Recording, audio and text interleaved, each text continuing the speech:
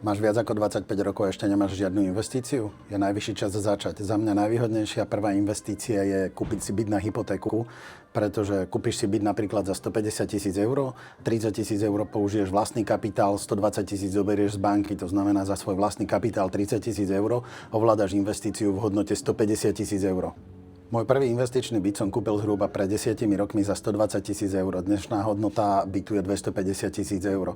Použil som na to 20 000 vlastný kapitál, 100 000 som zobral z banky, to znamená za mojich 20 000 mám dneska byt v hodnote 250 000 eur. Samozrejme je tam asi 70 000 zostatok hypotéky, ale treba rátať, že za tých 10 rokov mám aj príjem z prenajmu, takže je to naozaj veľmi pekná investícia. Takáto investícia sa volá obchodovanie na páku, čo je veľmi výhodné. Pozor na obchodovanie na páku na finančných trhoch, pretože to ja osobne považujem za hazard. Viem, teraz ťa napadlo minimálne 10 dôvodov, prečo sa to nedá zrealizovať a tu musíš zmeniť svoj mindset. Hľadaj spôsoby, ako to zrealizuješ. Ak si nevieš poradiť, napíš mi do správy, ja ti veľmi rád poradím.